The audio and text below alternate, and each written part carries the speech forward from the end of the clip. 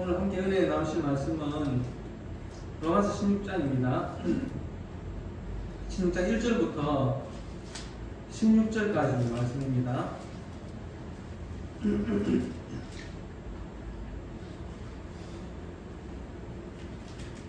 같이 보겠습니다.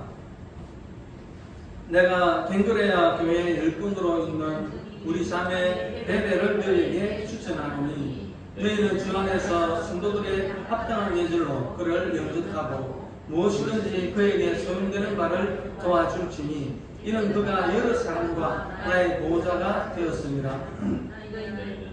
그리스도 예수 안에서 나의 동역자인 브리스가와 아굴라에게 문안하라. 그들은 내 목숨을 위하여 자기들의 목까지도 내놓았나니 나뿐 아니라 이방인의 모든 교회도 그들에게 감사하느니라. 또 저희 집에 있는 교회에도 문안하라. 내가 사랑하는 에벤네도에게 문안하라. 그는 아시아에서 그리스도께 처음 맺은 열매입니다. 너희를 위하여 많이 수고한 마리아에게 문안하라. 내 친척이요 나와 함께 갇혔던 안드로니고와 유니아에게 문안하라. 그들은 사도들에게 존중이 여겨지고 또한 나보다 먼저 그리스도 안에 있는 자라. 또 주 안에서 암블리아에게 문안하라. 그리스도 안에서 우리의 동역자인 우르바노와 나의 사랑하는 스타브에게 문안하라. 그리스도 안에서 인정함을 받은 아벨레에게 문안하라. 아리스도 블로의 권속에게 문안하라. 내 친척 헤로디온에게 문안하라. 나기수의 가족 중 주 안에 있는 자들에게 문안하라. 주 안에서 수고한 두루베나와 두루보사에게 문안하라. 주 안에서 많이 수고하고 사랑하는 버시에게 문안하라. 주 안에서 택하심을 입은 루코와 그의 어머니에게 문안하라. 그의 어머니는 곧 내 어머니이니라. 그리도와 플레곤과 흐메와 바르로와 흐마와 및 그들과 함께 있는 형제들에게 문안하라. 빌롤로고와 율리아와 또 네레오와 그의 자매와 올름바와 그들과 함께 있는 모든 성도에게 문안하라. 거룩하게 입맞춤으로 서로 문안하라. 그리스도의 모든 교회가 다 너에게 문안하느니라. 아멘. 오늘 말씀의 제목은요, 사랑과 믿음의 공동체입니다. 방금 읽은 이 본문의 말씀은 그 로마서의 마지막 장이죠. 마지막 장이고, 그리고 로마에 있는 성도들에게 문안 인사를 하는 내용입니다.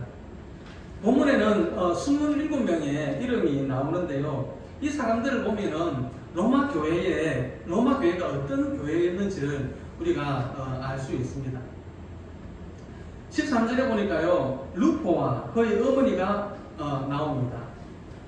이 루포가 누구냐 하면 예수님께서 그 십자가를 지시고 가실 때에 그 십자가를 대신 졌던 사람이 있죠. 마태복음 27장 32절에 나오는 그 구레네 사람 시몬 아시죠? 예, 이 루포가 그 구레네 사람 시몬의 아들입니다. 마가복음 15장 21절부터 22절 말씀을 같이 보겠습니다.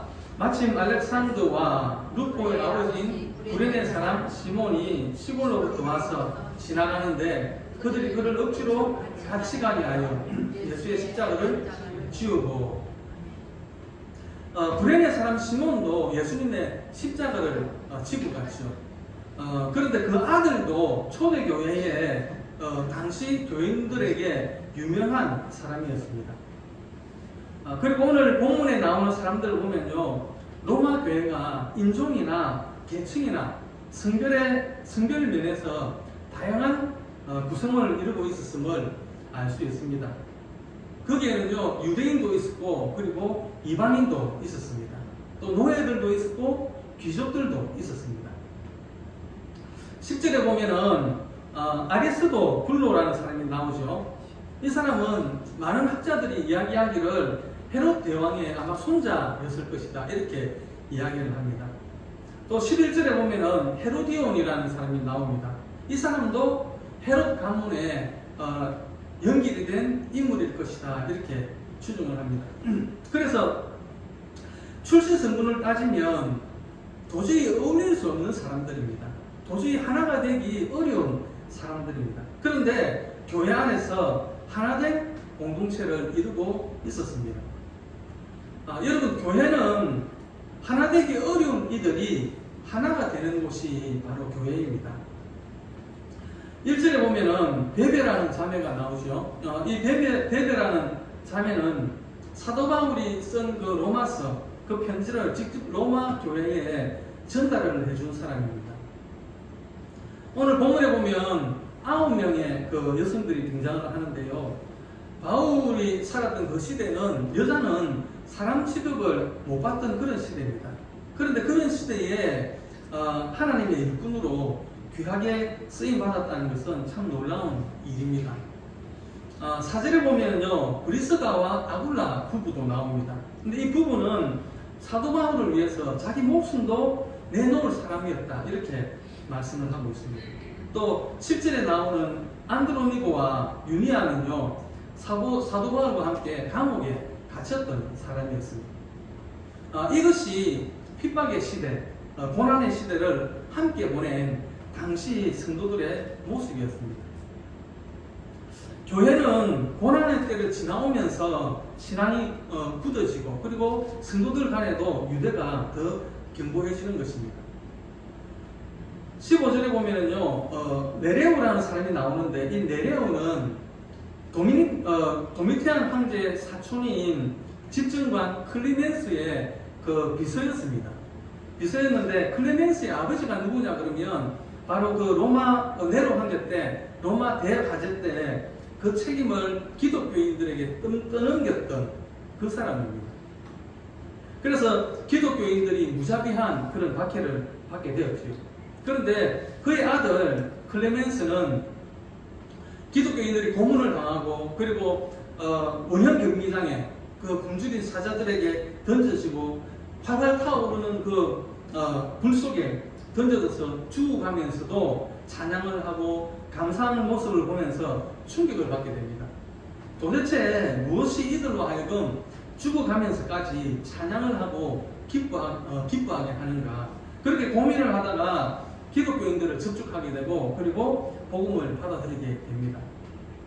이 일을 뒤에서 주선한 사람이 바로 네레오였습니다. 로마 교회는 이처럼 남편과 아내와 자녀를 죽이던 그 원수까지도 받아들이는 사랑이 있었습니다. 우리나라도 그 손양훈 목사님 아시죠? 두 명의 아들을 죽인 그 원수를 양아들로, 양자로 삼았던 일이 있습니다. 기독교인은 어떤 사람일까요? 용서와 사랑의 사람입니다. 이 말씀이 이루어진 곳이 교회입니다. 교회는 한 몸 공동체입니다. 로마 교회 안에 이런 일이 가능하게 했던 요인이 무엇일까요? 무엇이 이 모든 것들을 초월하게 하고 하나가 되게 했으며 서로 사랑하게 만들었을까요? 열쇠는 예수 그리스도입니다. 본문을 보면 주 안에서 혹은 그리스도 안에서, 예수 안에서라는 말이 여러 번 나옵니다. 그렇습니다. 로마 교회는 그저 하나의 조직체가 아니었습니다. 주님 안에 있는 사람들의 모임이었습니다. 로마 교회 교인들은 로마서를 읽기 전에 이미 예수님과 함께 죽고 예수님으로 사는 복음을 알고 있었습니다. 로마서 15장 15절 말씀인데요, 같이 한번 보겠습니다. 그러나 내가 너희로 다시 생각나게 하려고 하나님께서 내게 주신 은혜로 말미암아 더욱 담대히 대략 너희에게 썼노니. 로마 교회가 이처럼 놀랍도록 하나 된 것은 그들이 나는 죽고 예수로 사는 사람들이었다라는 것입니다. 우리가 정말로 예수 안에 있는 사람인지는 교회를 통해서 드러납니다. 어떤 사람이 진정으로 예수님을 믿는다고 할 때에 그것이 진짜인지 가짜인지는 그 사람이 그 공동체 내에서 어떤 행동을 하는지를 보면 알 수 있는 것입니다. 너무나 다른 사람들이 하나가 되는 열쇠는 주님 안에 거하는 것입니다. 로마서 12장 5절 말씀입니다. 같이 한번 보겠습니다. 이와 같이 우리 많은 사람이 그리스도 안에서 한 몸이 되어 서로 지체가 되었느니라. 갈라디아서 3장 28절도 보겠습니다. 너희는 유대인이나 헬라인이나 종이나 자유인이나 남자나 여자나 다 그리스도 예수 안에서 하나입니다. 여러분, 누군가가 싫을 때 어떻게 해야 하겠습니까? 빌보 교회 여성 지도자였던 요디아와 순두계에게 하신 말씀이 아마 그 해답이 될 것입니다. 빌보서 4장 2절 말씀인데요. 같이 보겠습니다. 내가 요디아를 권하고 순두계를 권하노니 주 안에서 같은 마음을 품으라. 주 안에서 같은 마음을 품으라. 그렇습니다. 주 안에 있으면 누구와도 하나가 될 수 있는 것입니다. 예수님은 내 안에 거하라고 하시면서 우리가 영적으로 메말라지기 때문에, 메말라지는 그것 때문에 우리가 주 안에 우리가 영적으로 메말라지는 원인이 주 안에 거하지 못하기 때문이다라고 했습니다. 요한복음 15장 6절 말씀인데요. 같이 보겠습니다. 사람이 내 안에 거하지 아니하면 가지처럼 밖에 버려져 마르나니 사람들이 그것을 모아다가 불에 던져 사르느니라. 영적으로 메말라 있기 때문에 사람들과의 관계가 깨어지고 비판하고 정죄를 하게 되는 것입니다. 우리가 알고 있는 이 초대교회도 순탄한 교회가 아니었습니다. 많은 문제들을 가지고 있었습니다. 이방인과 그리고 유대인의 그런 핍박이 있었습니다. 또 아나니아와 삽비라 그 사건도 있었죠. 구제로 인한 그 히브리파와 헬라파 간의 갈등도 있었습니다.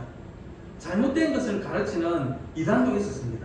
그런데 오히려 교회는 더욱 든든하게 세워졌습니다. 그것은 오직 예수님이 함께 하셨기 때문입니다. 그래서 그 많은 문제들을 통해서 오히려 복음의 영광이 강하게 드러났던 것입니다. 사랑하는 사람이 생기면 고생이 고생으로 느껴지지 않습니다.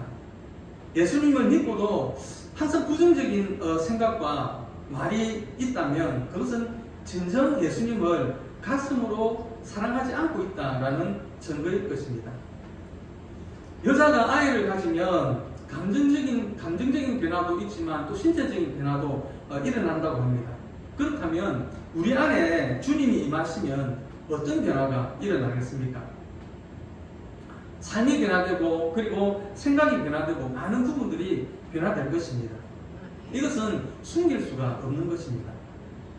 만약 주님을 영접하고도 마음의 변화가 없고 그리고 삶의 변화가 없다면 그것은 어쩌면 야고보서 2장 17절에서 말씀하는 죽은 믿음일지도 모릅니다.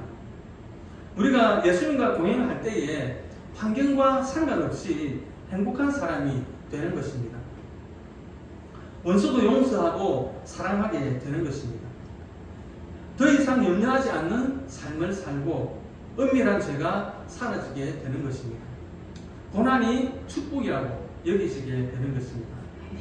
이런 성도들이 모일 때 그 공동체를 그리스도의 몸이다, 또 그리스도의 신부다, 성령의 증이다 라고 말씀을 하는 것입니다.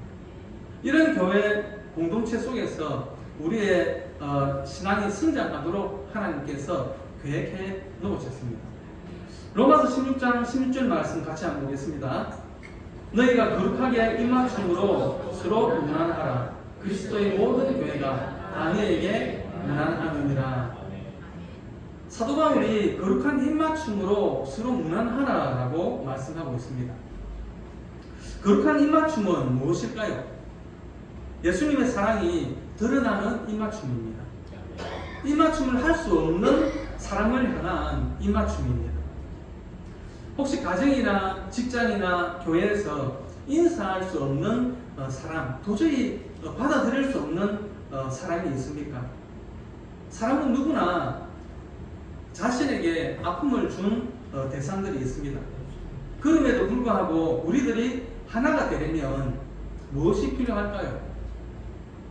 하나가 되자고 교육을 많이 하면, 공부를 많이 하면 하나가 되겠습니까? 아니면 봉사를 많이 하고 찬양을 많이 하고 선교를 많이 하면 하나가 되겠습니까? 프로그램이 아무리 훌륭해도 사람이 모이면 그 속에는 반드시 분열이 생겨납니다. 우리가 지금까지 경험해보고 있지 않습니까? 우리가 하나 되기 위해서 반드시 필요한 단 한 가지, 그것은 예수 그리스도의 인격을 닮아가는 것입니다. 아멘.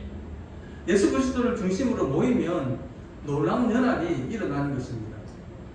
서로 다른 것이 오히려 아름다운 조화를 이루는 경험을 하게 되는 것입니다. 그러므로 우리에게 필요한 것은 우리 모두가 주님 안에 거하는 것입니다. 주님 안에 거하기를 힘쓰는 것입니다. 이제 우리의 모습은 우리만 보는 것이 아닙니다. 우리끼리야 서로 잘 알기 때문에 어떻게 해도 다 이해를 하고 넘어갑니다. 하지만 이제 우리 교회에는 처음 오시는 분들도 이제 점점 많아지고 있습니다. 그분들이 우리의 모습을 봅니다. 우리의 은행을 지켜봅니다. 그래서 이제는 좀 더 신앙적으로 성숙한 모습을 우리가 가져야 하겠습니다. 그래서 다른 사람의 상처를 품어주고 그리고 화가 용서로 풀어지는 사랑과 믿음의 공동체로 채워져가는 우리 주사랑교회가 되기를 주님의 이름으로 축원드립니다. 아멘.